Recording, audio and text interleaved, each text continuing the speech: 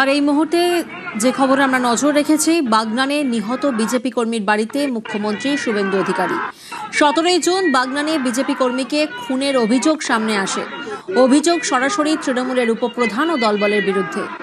নিহত বিজেপি কর্মী প্রশান্তদের বাড়িতে মুখ্যমন্ত্রী শুভেন্দু অধিকারী, সেই ছবি এই মুহূর্তে আমরা দেখছি। হাওড়ার বাগনানে সেখানে বিজেপি কর্মী প্রশান্ত দে খুন হন। অভিযোগ আন্টিলা পঞ্চায়েতের উপপ্রধানের বিরুদ্ধে সরাসরি সামনে আসে যে তাকে বেধড়ক মারধর করা হয়েছে। ভেঙ্কটেশ্বর প্রতিনিধি এই মুহূর্তে আমাদের সঙ্গে রয়েছেন। ভেঙ্কটেশ্বর, দেখো 17 তারিখ বাগনানের বিজেপি কর্মী প্রশান্ত দে তার উপর এলোপাথারি হামলা হয় এবং তাকে বেধড়ক মারধর করা হয় এবং অভিযোগ ওঠে এখানকার স্থানীয় পঞ্চায়েতের উপপ্রধান মফিজুর রহমান এবং তার দলবলের বিরুদ্ধে। তারপরে সেদিন রাতে তার মৃত্যু হয়।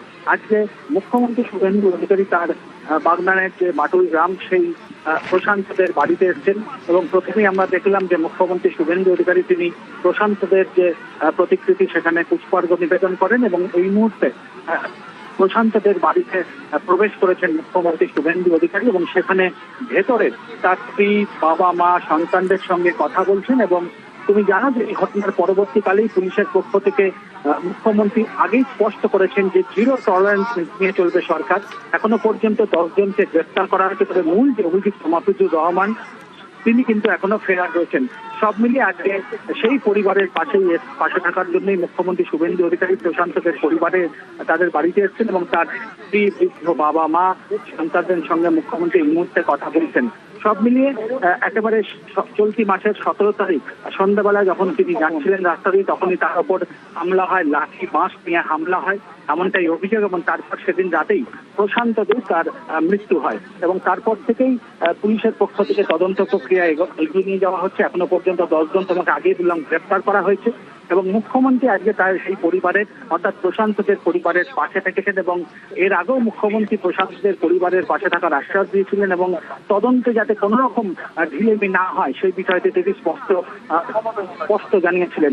আজকে মুখ্যমন্ত্রী শুভেন্দু অধিকারী সেই প্রশান্তদের বিজেপি কর্মী তার পরিবারের সঙ্গে এই মুহূর্তে সাক্ষাৎ করছেন। তার বৃদ্ধ বাবা মা রয়েছেন, তার স্ত্রী রয়েছেন, তার 3 সন্তান রয়েছেন, প্রত্যেকের সঙ্গেই কথা বলছেন মুখ্যমন্ত্রী।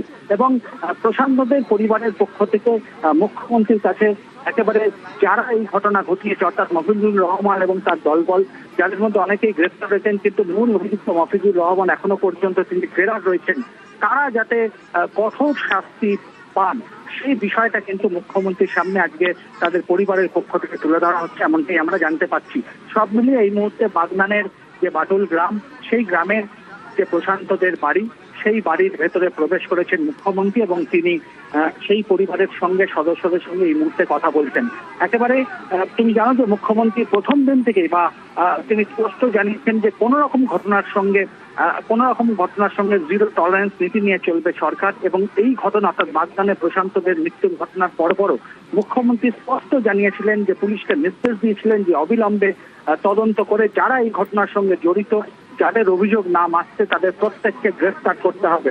কিন্তু এখনো পর্যন্ত পুলিশের পক্ষ থেকে 10 জনকে গ্রেফতার করা হয়েছে এবং মূল যে অভিযুক্ত মফিজুর রহমান, যিনি উপপ্রধান, তৃণমূলের উপপ্রধান, তিনি কিন্তু এখনো পর্যন্ত ফেরার রয়েছেন। সব মিলিয়ে প্রশান্তদের বাটুল গ্রামের যে বাড়ি সেই বাড়িতে আমরা দেখলাম প্রবেশ করার আগেই মুখ্যমন্ত্রী শুভেন্দু অধিকারী প্রশান্তদের ছবি রয়েছে সেখানে পুষ্পার্ঘ্য নিবেদন করেন এবং তারপরে তিনি ভেতরে প্রবেশ করেছেন এবং পরিবারের সদস্যদের সঙ্গে তিনি কথা বলছেন। মুখ্যমন্ত্রী শুভেন্দু অধিকারী আসার আগেই আমরা পরিবারের সদস্যদের সঙ্গে কথা বলেছিলাম, তারা বলছেন যে ঘটনা ঘটল সেই ঘটনায় তারা কিন্তু বিচার চাইছেন এবং যারা একেবারে ভেঙ্কটেশ্বর তুমি আমাদের সঙ্গে থাকো। বাগনানে নিহত বিজেপি কর্মীর বাড়িতে মুখ্যমন্ত্রী 17 জুন বাগনানে বিজেপি কর্মীকে খুনের অভিযোগ সরাসরি তৃণমূলের উপপ্রধান ও দলবলের বিরুদ্ধে। পরিবার কি বলছেন, নিহতের পরিবার, একবার শোনা যাক। আমার স্বামী আমার ছোটোখাটো রাখি ব্যবসা নিয়েই সারাদিন কাটায়। সেই দিন হঠাৎ আমাকে 9টার পর কাজ নিয়ে বেরিয়ে গেল, আমার সঙ্গে কথা বলে গেল। 10:30 নাগাদ আমি ছেলেকে ফোন করতে বললাম, ছেলে ফোন করছে, মেয়ে ফোন করছে, বলছে যাচ্ছি। 12টার পর যখন আর ফোন করছি আর ফোনে পাচ্ছি না। তারপর আমার বোন পক্ষে তখন 1টা বাজে, তখন বললাম যে এখনও আসেনি, এরকম তো রাত তো করেনি। অন্যজন ফোন ধরার পর ও বলছে মেসো কোথায়, বলছে তোর মেসো মার্ডার হয়ে গেছে, এখান থেকে নিয়ে যা। বোনপোকে বলছে তুই এখানে আয়, তোকেও মেরে ফেলে দেবো। যারা আমার স্বামীকে হত্যা করেছে ওনারা যেন শাস্তি পায়, ওনাদের যেন ফাঁসি হয়, ওরা যেন না ছাড়া পায়। আমার ছেলে মাল ফাল দিতে যায়, নিয়ে আসে আমার সঙ্গে। সেদিনে রাত্রিরে আমি জানিই না আমার ছেলে ঘর থেকে চলে গেছে, কিন্তু আমি ছেলের সঙ্গে দেখাও করতে পারলাম না, কথাও বলতে পারলাম না। মুখ্যমন্ত্রীরই ভরসা, ওই ছেলে মেয়েদের ভরসা মুখ্যমন্ত্রী, আর আমি বুক ধরেই বা কী করে থাকবো? আমার ছেলেটাকে এইভাবে কি করে মারলো, আমরা কি করে বাঁচবো এই ছোট ছোট ছেলে মেয়েদের নিয়ে? যারা করেছে তাদের যেন শাস্তি হয়, যেন না ওদের ছাড় পায়, আর যেন ওদের ফাঁসি হয়। শুনলাম আমরা অভিযুক্তদের ফাঁসির দাবি নিহতের পরিবারের। মুখ্যমন্ত্রী শুভেন্দু অধিকারী তিনি জানিয়েছিলেন যে বাগনানে যে ঘটনা ঘটেছে তাতে সরকার জিরো টলারেন্স নিতে নিয়েছে, খুনের মামলা দায়ের করা হয়েছে এবং সিআইডির হাতে হস্তান্তর। তৃণমূলের উপপ্রধান মফিজুল রহমানের বিরুদ্ধে সরাসরি এই অভিযোগ। মফিজুল রহমান কোথায়, তার কি কোনো খোঁজ পাওয়া গেছে? ভেঙ্কটেশ্বর প্রতিনিধি আমাদের সঙ্গে রয়েছেন।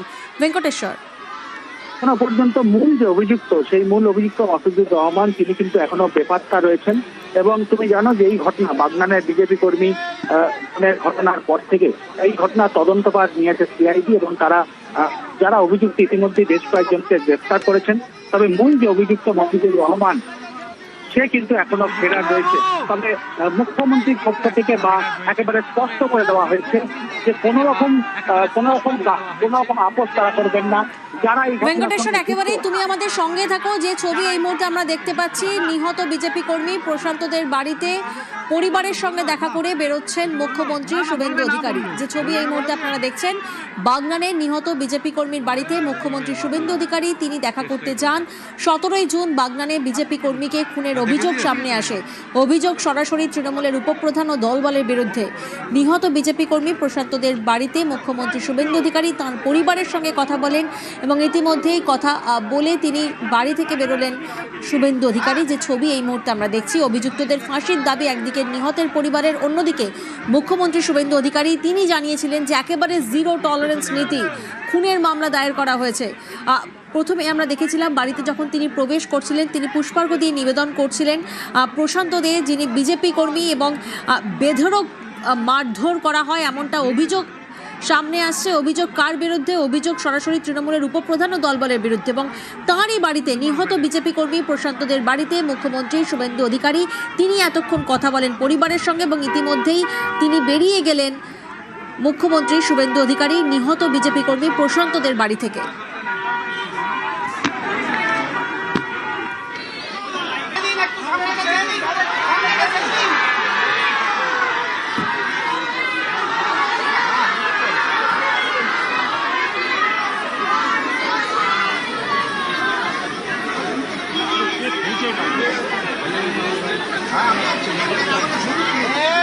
ওকে ফোন করছি,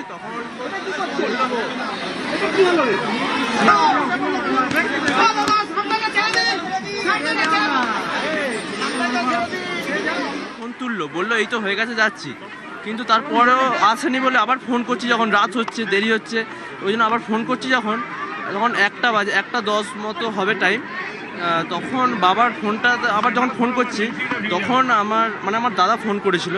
তখন বলছে একজন আমার বাবার ফোনটাই অন্য একজন তুলে বলছে তোমার মেসোকে মার্ডার করে দিয়েছি, তোর মেসোকে মার্ডার করে দিয়েছি, যেখানে পাঠিয়েছিলি সেখান থেকে নিয়ে যা।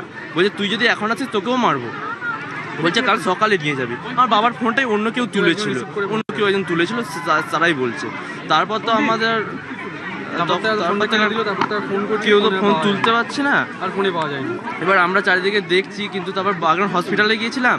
বাগনান হসপিটালে গেলাম, দেখলাম কেউ নেই ওখানে। তাই জন্য আমরা উলবেড়িয়া হসপিটালে গেলাম, গিয়ে দেখলাম বাবাকে খুব মেরেছে। তখন মানে বাবা কোনো কথা বলতে পারছে না, চারিদিকে চোট টোট অনেক কিছু আঘাত করেছে, এতটাই আঘাত করেছে বাবার কিছু বলতে পারছে না। তারপরই বাবা দেহ রেখে দিয়েছে। মুখ্যমন্ত্রী বললেন আমাদের পাশে আছেন মুখ্যমন্ত্রী, আমরা মুখ্যমন্ত্রীর কাছে অত্যন্ত ধন্যবাদ। উনি বললেন অবশ্যই এই খুনিদের শাস্তি দিতে বলেছেন, ক্যাপিটাল পানিশমেন্ট অবশ্যই। এমনিতে তো নিউজে বলেই ছিল। আমি ওনার ছেলে, প্রশান্তদের ছেলে, সন্দীপ দে। মুখ্যমন্ত্রী বললেন এটাই যে আমাদের আশ্বাস দিয়ে গেলেন যে এত গুরুতর একটা পানিশমেন্ট দেওয়াই হবে, এর ব্যবস্থা অবশ্যই কলকাতা পুলিশ দেখছে বা সিআইডি অফিস তো সিআইডিকে দিয়েছে, সিআইডি দেখছে, এটার ব্যবস্থা একটা কিছু করবেন খুব শীঘ্রই। হ্যাঁ, ক্যাপিটাল পানিশমেন্টের কথাও স্যার বলেছে। হ্যাঁ, আর্থিক অনুদান স্যার সিএম ফান্ড থেকে 5 লক্ষ টাকা আজকে দিয়েছে। হ্যাঁ, চাকরির একটা হচ্ছে পার্মানেন্ট চাকরির নয়, বাট যেহেতু এখন তো আগের সরকারের মতন নয়, তো স্যার তো সব কিছু সিস্টেমের মধ্যে আসতে চাইছে, তো সিস্টেমের মধ্যে এটাই বলতে হচ্ছে এখন তৎকালীন একটা জব দিয়েছে ভিডিওতে, তো নেক্সট পরীক্ষা দিয়েই ওটা পার্মানেন্ট। না, ওনাকে দেয়নি, এনার বয়স হয়নি বলে এনার যে বড় দিদি আছে তাকে দিয়েছে। 5 লক্ষ টাকা